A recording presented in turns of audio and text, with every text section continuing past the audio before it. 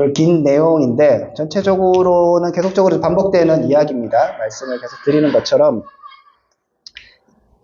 이 나옴이라는 텅 빈 여인이 자기를 이제 마라라고 그렇게 얘기하라고 했던 이 텅 빈 여인이 어떻게 채워지는가, 그 작업에서 그 채워지는 과정은 공동체와 율법에 헌신한 자를 통해서 이루어진다라고 말씀드렸어요. 그거에서 이제 최종적으로 어떻게 성취되는가, 이제 보아스가 이 일을 지체치 않고 계속적으로 열심히 이제 하게 되죠. 바로 새벽에 룻을 만났고 아침부터 보아스가 이제 이 일을 진행하고 있는 거 우리가 살펴볼 수 있습니다. 자, 여기서 특이한 좀 몇 가지를 좀 살펴보면, 그러니까 계속적으로 기업 무름이라는 율법의 제도를 순종함을 통해서 나오미의 가정이 회복되는 거잖아요. 룻이 회복되는 그 과정인데, 이 율법의 요구, 근데 율법이 요구하는 것에서 그 이상을 합니다. 기업 무릎이라는 제도에 있어서는 결혼하고는 사실은 관계가 없어요. 계대 결혼하고 기업 무름하고는 다른 조항인 것이죠. 그런데 보아스는, 그리고 나오미는, 룻은 이것을 연결시켜요. 기업 무를 자입니다 하면서 결혼을 해달라고 하는 거죠. 그러니까 이것을 다 엄쳐서 기업 무름이라는 것들을 전체적으로 지금 진행합니다. 자, 그렇기 때문에 지금 이 아무개라고 일컬어진 이 사람이 처음에는 기업 무름을 해준다고 하잖아요. 그러니까 단순하게 재산의 상에 있어서는 기업 무름을 통해서 그 땅을 사준다고 얘기합니다. 그런데 결혼까지 하라고 하니까, 룻까지 책임지라고 하니까 나한테 손해가 있을까 해서 거부하죠.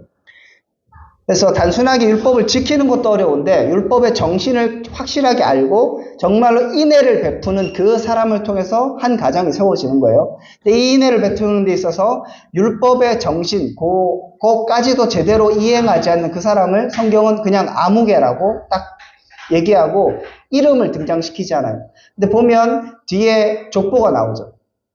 그러니까 하나님의 나라가 지금 어떻게 이루어지는가를 지금 싹 보여주는데, 거기에 이 아무개가 사실 원래 자기가 한다고 했으면 들어갔겠죠. 하나님 나라를 이루는데 그가 중요한 역할을 할 수도 있었지만, 그리고 그가 오히려 더 우선순위에 있었죠. 그런데 이 사람은 거부하죠. 거부한 이유는 내 기업에 손해가 될까 해서 거부하죠. 그러니까 당장에 눈앞에 있는 나의 이득을 쫓아서 살고 있는 사람, 그래서 율법의 정신을 제대로 이해하지 못하고 있고 그냥 율법을 순종하고 하나님의 말씀을 순종하는데 당장 내 앞에 있는 득실을 따지는 이 사람은 아무개로 등장하고 하나님 나라를 이루는 그 일에는 제대로 사용되지 못하는 것을 볼 수 있죠. 반대로 보아스는 말 그대로 첫 번째 순서도 아니고, 그리고 기업 무름을 할 때 어느 정도는 할 수 있지만, 근데 그 어느 정도는 앞에서 봤던 것처럼 보리, 이삭 이런 것들을 막 흩뿌려주고 그렇게 해서 많이 고아와 과부를 섬겨주는 그 율법은 충분히 행했잖아요. 그 정도도 된 거예요. 그리고 기업 무름까지 정도 하는 것까지는 또 할 수도 있어요. 그렇지만 앞에서 안 했기 때문에 자기가 굳이 또 안 해도 되는 거예요. 죄도 안 하는데 내가 굳이? 기업 무름이라는 것은 의무 조항은 아닌 거예요. 권고 조항인 거죠. 그래서 안 하겠다면 신을 벗겨서 이제 그렇게 처리하는데, 여기에서 보아스는 자기에게 주어진 의무 이상을 계속 행하는 거죠. 룻을 결혼 안 해도 되는데 결혼을 하게 되고요. 그렇게 인애를 베푸는 그 사람의 그 헌신을 통해서 어떤 일이 이루어지는가를 보면 이제 나오미에게 아이가 이제 생기게 됩니다. 그러니까 이거 되게 이제 이상한 거예요. 원래 이 아이는 누구의 아이여야 돼요? 룻과 보아스의 아이인 거죠. 그런데 기뻐하는 건 여기서 룻이나 보아스가 등장하지 않아요. 마지막에 나오미가 이 아이의 양육자가 되고 나오미가 기뻐하고 사람들이 막 칭찬하고 좋아해주고 축하해주는 것은 나오미에게 해주는 거예요. 그죠? 그러니까 지금 보면 룻의 인애와 헌신을 통해서 나오미가 세워지고, 또 보아스의 헌신과 인애를 통하여서 나오미와 룻이 세워지고, 룻의 인애를 통하여서 보아스가 또 하나님의 나라를 이어가는 그곳에 반열에 들어가게 되고, 이렇게 서로 인애를 베푸는 자들을 통하여서 가정이 세워집니다. 그래서 보면 15절에 보면 그 아이가 어떤 아이인가, 내 생명의 회복자, 노년의 복량자, 너를 사랑하며 일곱 아들보다 귀한 내 며느리가 낳은, 그러니까 그 룻이 이제 이런 사람이라는 거죠. 그런 룻이 낳은 그런 아이가 나오미가 이제 품에 안죠. 16절에 보면 나오미가 아기를 받아 품에 품고 그의 양육자가 되죠. 그래서 보면 나오미가 이 혜택을 또 잊게 되는 것을 볼 수 있습니다. 그러니까 룻만의 혜택을 잊는 것은 분명히 아니다라는 것을 확인할 수 있죠. 그럼 하나님께서는 또 이런 일들 속에서 어떻게 일하시는가 보면 룻기에 유일하게 나오는 하나님의 직접적 개입입니다.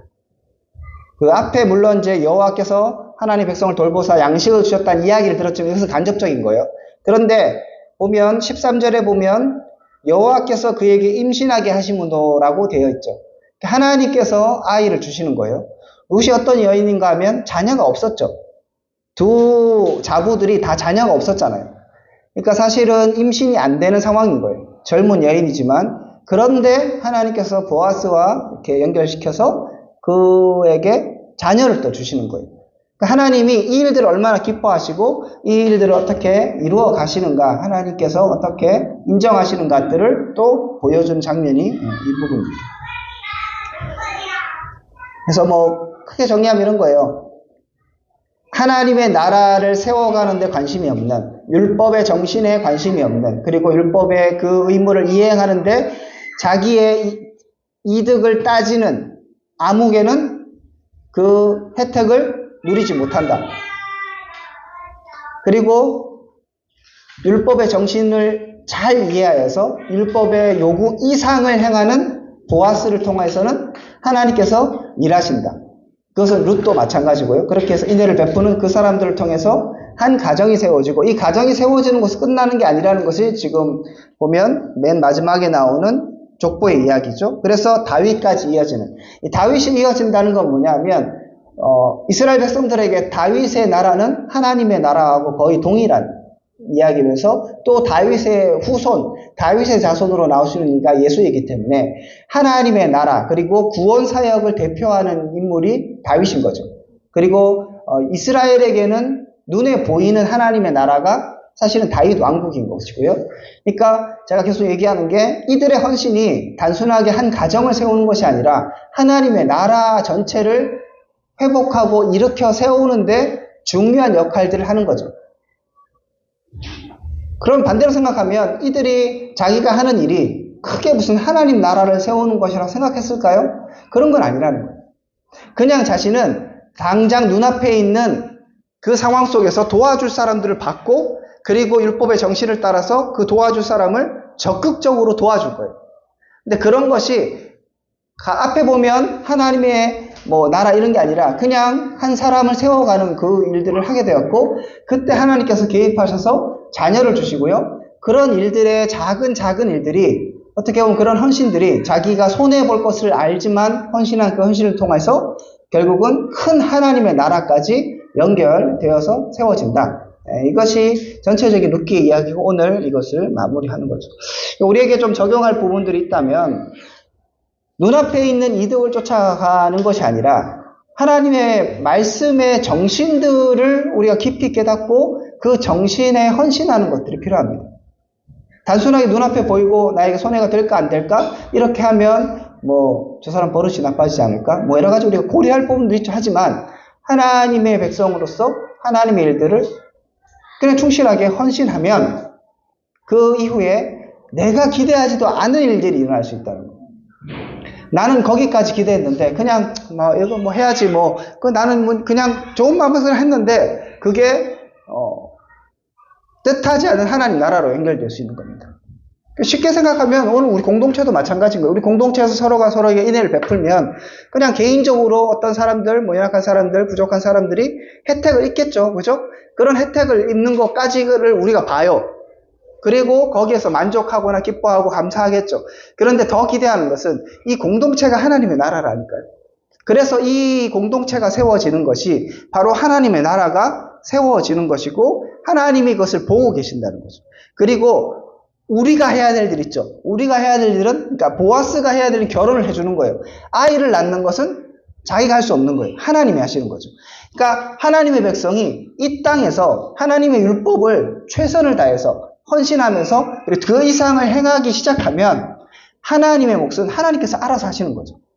이게 같이 가서 우리를 동역자로 불러주시는 거잖아요. 하나님은 그냥 무조건 다 하실 수 있죠. 하지만 우리를 동역자로 삼아주셔서 지금 곤고한 사람들을 하나님의 백성들의 헌신을 통해서 그게 세워져 가고, 또 하나님께서 나름의 기적과 하나님의 방식으로서 또 채워가는 걸 통해서 사람들이 막 세워지는 거죠.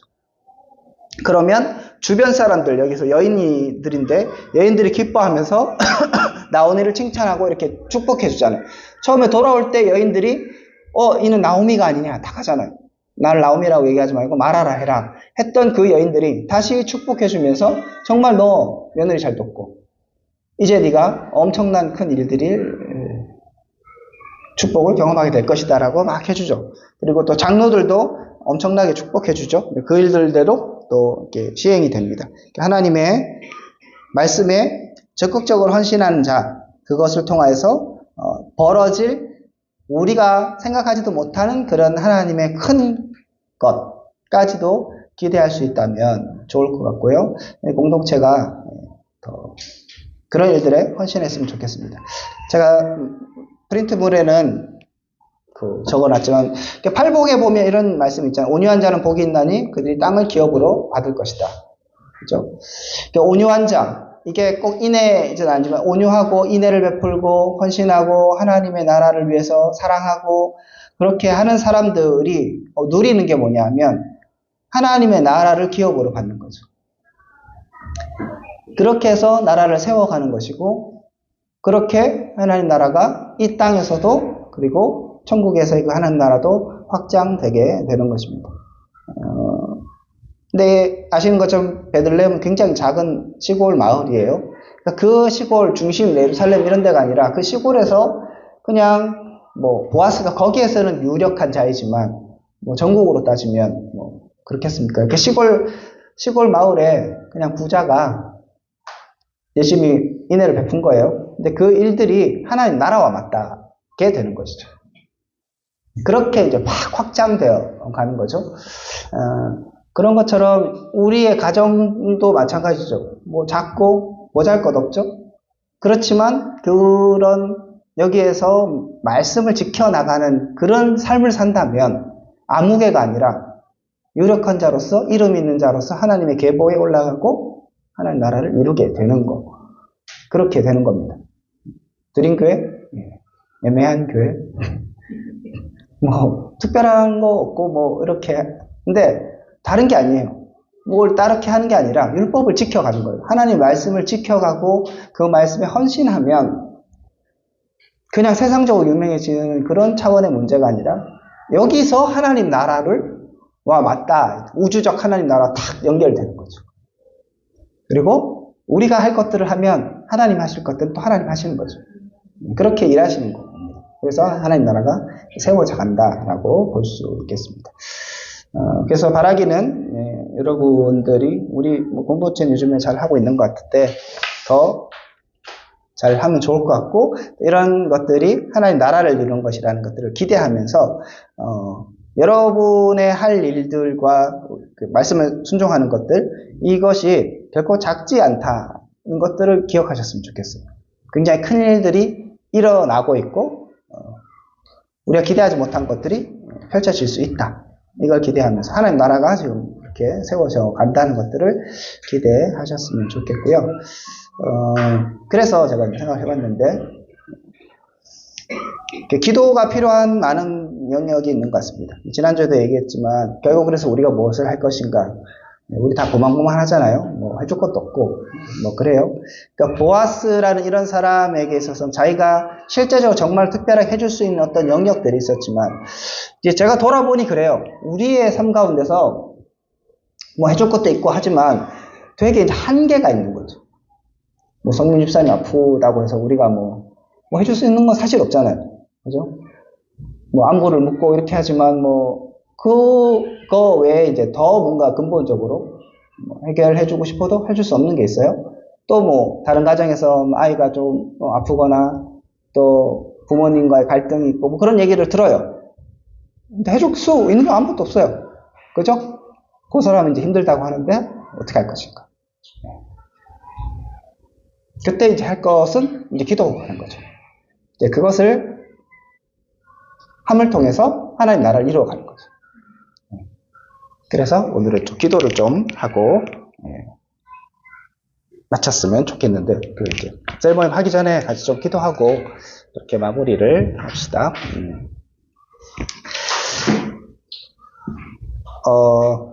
여러분의 셀 가운데 상황을 아시는 분들이 있을 수 있고, 얘기를 못 들은 것이 있을 수 있고, 제가 여기에서 미구주알 고주알 얘기는 하지 않겠고요. 그래서 아픈 사람, 또 자녀 문제로 고민하는 사람들, 또 직장 문제로 고민하는 사람들, 그런 것 가운데 우리 기도합시다. 그래서 우리가 할 수 있는 것들을 하잖아요. 이제 하나님께서 개입하신 것들을 기대하면서 하나님 일하여 주옵소서. 그래서 하나님의 나라가 우리 가운데도 이루어지고 우리가 하나님의 일하심들을 볼 수 있기를 원합니다라고 우리 같이 기도하고 축복했으면 좋겠습니다. 같이 여러분이 기억나시는 분들 놓고 그 다음에 공동체가 하나님 나라가 완전히 이루어진 공동체일 수 있도록 같이 기도하고 제가 마무리 기도하도록 하겠습니다. 기도합시다. 사랑하는 풍성하신 하나님, 이 시간에 기도합니다. 우리가 주님의 은혜를 누리기를 소원하는데 무엇보다도 하나님의 권능과 하나님의 뜻을 누리는 자들이 되기를 원하는데 하나님 것 가운데 우리가 무엇보다도 기도합니다.